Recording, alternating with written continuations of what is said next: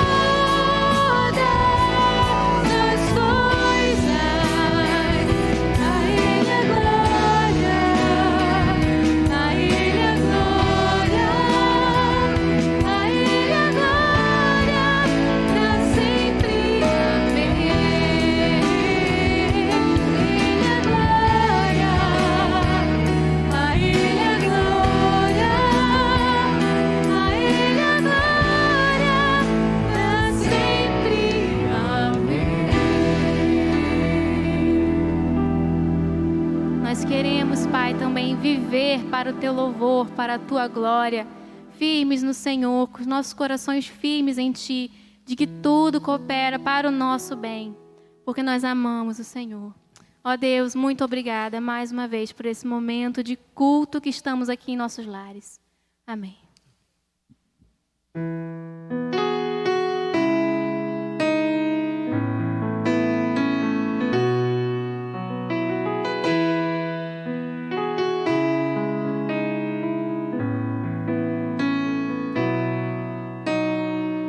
Jesus maravilhoso.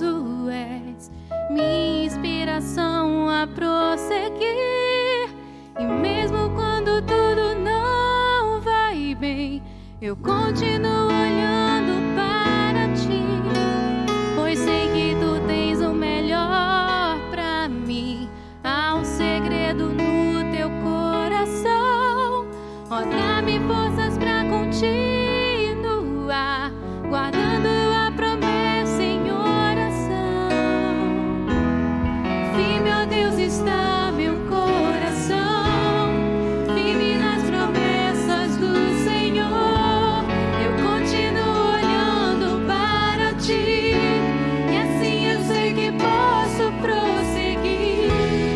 E mesmo quando eu chorar, as minhas lágrimas serão para regar a minha fé e consolar meu coração. Pois o que chora aos pés da cruz, clamando em nome de Jesus, alcançará de ti, Senhor, misericórdia, graça e luz.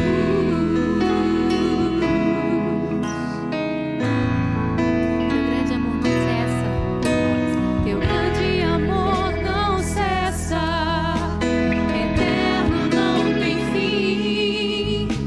Quão grande és tu, Senhor, quão grande és pra mim. Tua graça é o meu refúgio, descanso no teu poder. Maravilhoso és pra mim. Firme, ó Deus, está o meu coração, firme nas promessas do Senhor. Eu continuo olhando para ti, e assim eu sei que posso prosseguir. E mesmo quando eu chorar, as minhas lágrimas serão para regar a minha fé e consolar meu coração.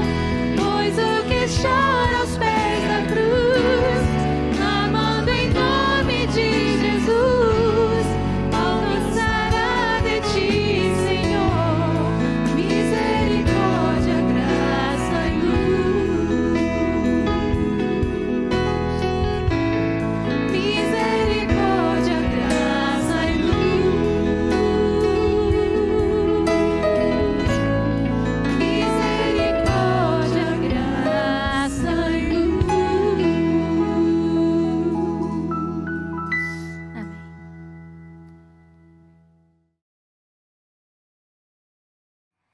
Olá, irmãos, boa noite, tudo bem com vocês?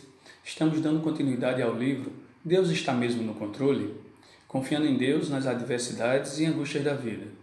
O autor desse livro é Jerry Bridges e a editora é Vida Nova. Até aqui entendemos que podemos confiar em Deus, que Deus de fato está no controle, que Ele é soberano sobre as pessoas, que Ele tem poder sobre a natureza, que apesar dele ser soberano, temos nossas responsabilidades como crente, como cristãos. Aprendemos também sobre sua sabedoria, que podemos experimentar o seu amor, que nele, em meio às adversidades, podemos crescer. E aqui, hoje, dando continuidade à nossa caminhada, vamos entender como escolher confiar em Deus. O texto base para esse capítulo é o Salmo 56, nos versos 3 e 4. O Salmo diz o seguinte: mas eu, quando estiver com medo, confiarei em ti, em Deus, cuja palavra eu louvo, em Deus eu confio e não temerei. Que poderá me fazer o simples mortal?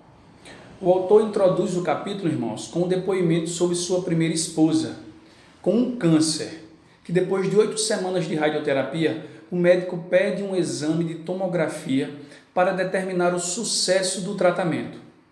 Diante dessa expectativa do resultado do exame e a ansiedade natural que isso causa, ela relata que escolheu pôr sua esperança em Deus com base na meditação no Salmo 42:11. E que depois de algum tempo, quando ela escolheu confiar em Deus, seu coração se acalmou. No texto base desse capítulo, mostra que Davi, apesar de ser um guerreiro, teve medo. O título desse salmo indica a ocasião que Davi o escreveu, quando ele estava preso em Gate. Diz que ele teve muito medo de Ax, rei dos Gates. E essa passagem está registrada em 1 Samuel, no capítulo 21, no verso 12. E Davi, contudo, clamou a Deus. Repetidas vezes, os salmos nos mostram que determinadas ações nossas em confiar em Deus é a saída perfeita. A opção em confiar em Deus, em crer nele e ter o Senhor diante de nós, reconhecer sua presença e ajuda constante, é o que precisamos escolher fazer. O texto de Hebreus 13, no verso 5, diz o seguinte: Deus nos garante que nunca nos deixará e jamais nos desamparará. Então, irmãos, devemos escolher se cremos ou não em suas promessas. Queridos, o autor nos diz que confiar em Deus, em primeiro lugar, é uma questão de vontade, independente dos meus sentimentos e emoções. Quando escolho por Deus, meus sentimentos e emoções me acompanham. O autor ainda explica, é uma questão de conhecimento, ou seja, precisamos saber que Deus é soberano, sábio e amoroso, como temos visto no livro. E tendo sido exposto a esse conhecimento e a esta verdade, cabe-nos escolher se cremos na verdade sobre Deus. Se pretendemos confiar em Deus, devemos optar em confiar em sua verdade. É isso que o autor nos apresenta nessa introdução. Por isso, irmãos, devemos estar dispostos a acreditar. Meus queridos, sabemos que confiar em Deus em tempos de adversidades é muito difícil, mas confiar em Deus é uma questão de fé. E se esta fé é o que sabemos, é o que entendemos, é fruto do Espírito. Paulo nos apresenta isso em Gálatas 5, no verso 22. E é só o Espírito que pode fazer com que a palavra de Deus ganhe vida e gere fé em nossos corações. Mas, acima de tudo, precisamos também e podemos escolher depender de Deus, para que Ele faça essa obra em nós. Ou podemos escolher ser governados pelos nossos sentimentos, pelas nossas ansiedades, pelos nossos ressentimentos e dores. Davi nos mostra que buscou e pôs Deus em sua plena confiança, nesse texto base. E no Salmo 34, no verso 4, dizem que ele buscou o Senhor e ele o respondeu e livrou de todos os seus temores. Ou seja, irmãos, Davi reconhece sua responsabilidade em escolher e confiar em Deus, na dependência de Deus, para que Deus o faça, é claro. Confiar em Deus não significa deixar de experimentarmos dores, mas é crer que Ele está atuando para o nosso bem. Significa voltar-se às Escrituras sobre a certeza da sua soberania. Significa não pecar contra Deus. E às vezes até, irmãos, como diz o autor, dizer: Deus, eu não compreendo, mas confio no Senhor. Porque, irmãos, devemos entender a confiança em Deus. A ideia de confiar em Deus está no fato de Ele ser digno de confiança. Por isso que nós analisamos sua soberania, sabedoria e amor. Assim, precisamos estar firmes nessas verdades que as Escrituras nos apresentam. Também precisamos nos apropriar das grandes promessas de Deus nos cuidados e para cuidar de nós. Como citado antes, em Hebreus 13, no verso 5, Deus diz que não nos deixará e que nunca nos abandonará. Ou seja, Deus enfatiza a verdade em seu querer. Independente das condições, devemos acreditar com base em suas promessas. Diferente foi Jó, que não conseguia encontrar Deus. E assim, irmãos, acontece conosco quando vacilamos entre confiança e dúvidas sobre Deus. Lembra dessa passagem de Jó, no capítulo 23, no verso 8, e do verso 8 ao 10? Ele diz assim: mas se vou para o Oriente, lá ele não está. Se vou para o Ocidente, não o encontro. Quando ele está em ação no Norte, não o enxergo. Quando vai para o Sul, nem sombra dele eu vejo. Mas ele conhece o caminho por onde ando. E se me puser à prova, aparecerei como ouro. Jó creu e teve fé que chegaria ao final da provação como ouro, limpo e purificado. Irmãos, é na angústia que devemos nos apegar às promessas de Deus, lançando sobre Ele toda a ansiedade, pois Ele tem cuidado de nós. A palavra dele fala isso para nós em 1 de Pedro, no capítulo 5, no verso 7. Isso, lançar sobre Ele, representa um ato de vontade na dependência do Espírito Santo. O autor nos mostra nesse capítulo que confiar em Deus não é um ato passivo da mente, mas um ato vigoroso da alma em se agarrar às promessas de Deus diante das adversidades. O autor nos diz que se pôs a invocar a Deus através do Salmo 50, no verso 5, que diz o seguinte: clame a mim no dia da angústia e eu o livrarei e você me honrará. Ou seja, ele levou em consideração a palavra de Deus e creu. As dificuldades não cessaram, ele mesmo diz isso, mas a paz o aquietou em seus temores e nas suas ansiedades. Queridos irmãos, as promessas de Deus são verdadeiras, não falharão, porque Deus não falha. Mas, para percebermos a paz que Ele pretende dar, temos que escolher crer nelas, temos que lançar nossas ansiedades sobre Ele. Pois, irmãos, há muitas armadilhas para nos afastar da confiança de Deus. Além da nossa falta de confiança em Deus, há períodos em nossas vidas que confiar em Deus fica mais difícil, como nós citamos antes. Pois, em tempos de bênção, confiamos facilmente nas bênçãos e às vezes até em nós mesmos. E em tempo de prosperidades, demonstramos facilmente confiança em Deus, reconhecendo como provedor. Mas o autor nos apresenta aqui que muitas das vezes não reconhecemos a mão provedora de Deus em nossas orações, reflexões, e estas às vezes são apenas meros rituais rotineiros na hora das refeições, em nossas reuniões, em nossos grupos ou até em outro momento qualquer. Salomão disse em Eclesiastes 7, no verso 14: quando os dias forem bons, aproveite-os bem, mas quando forem ruins, considere. Irmãos, na adversidade, temos a tendência de duvidar do cuidado de Deus, mas na prosperidade o esquecemos. Na verdade, como citou Salomão, devemos reconhecer nossas dependências em ambos os casos. Também devemos ter cuidado com a nossa tendência em confiar nos instrumentos das provisões que Deus nos dá, em vez de confiarmos em Deus. Lembre-se, Deus usa diferentes meios e recursos para nos prover, mas tudo acontece debaixo do seu controle e nós nos deixamos nos enganar e às vezes esquecemos disso.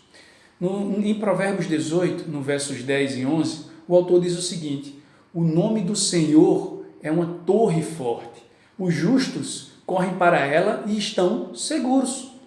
A riqueza dos ricos é uma cidade fortificada, mas eles imaginam como um muro impossível de escalar. Enquanto os ricos depositam sua confiança nos seus recursos, dinheiro, diploma, influência, poder, autoridade, o justo, irmão, deposita sua confiança em Deus. O rico apenas acredita estar seguro, mas é o justo que desfruta e encontra essa posição em Deus. É claro, queridos, que não podemos esquecer nossas responsabilidades, como vimos no livro, com os meios que Deus nos dá. Significa que não devemos confiar nesses instrumentos que Deus nos provém. Devemos confiar em Deus. O salmista disse no Salmo 44, no verso 6, não confio em meu arco, minha espada não me concede vitória. Mas nem por isso ele jogou fora o arco e a sua espada. Ou seja, devemos confiar em Deus para usar o arco e a nossa espada de forma correta. Devemos ter sempre em mente que Deus pode operar sem meios humanos. Ele se deleita em nos surpreender, não é, irmãos? A Bíblia apresenta vários exemplos sobre isso. Outra armadilha que devemos ter cuidado e que pode minar nossa confiança em Deus é o fato de cairmos quando estamos passando por dificuldades menores na vida. Em vez de procurarmos a Deus, mesmo nessas coisas que achamos menores, confiamos em nós mesmos e caímos. Um sinal de maturidade cristã é confiar constantemente no Senhor nas coisas menores da vida, pois, quando aprendemos a confiar em Deus nas coisas menores, estaremos aptos a confiar em Deus nas adversidades maiores. Caminhando para a conclusão desse capítulo, irmãos, o autor nos apresenta um texto do ministro anglicano do século XIX, Philip Bennett, e ele diz o seguinte: são essas circunstâncias diárias que nos preparam para glorificar a Deus em confiança, até nos preparar para as adversidades maiores. Então, a nossa confiança em Deus se desenvolve em nossas experiências diárias, sejam elas por provações ou por nossas próprias tentações. Mas, irmãos, independente das dificuldades, sejam elas grandes ou pequenas, devemos usar o que o salmista disse no texto base desse capítulo: quando estiver com medo, confiarei em Deus. Precisamos confiar em Deus e refletir sobre isso. E eu trago essa reflexão para mim e para você agora. O que você precisa optar, deixar na mão do Senhor, que ainda não fez? Precisamos trabalhar sobre isso em nossas vidas e entender que nossa confiança se encontra em Deus. Essa é a minha oração para você e para mim, meu irmão. Que o Senhor nos guarde e nos conduza em nossa confiança nele. Fiquem com Deus e até a próxima oportunidade.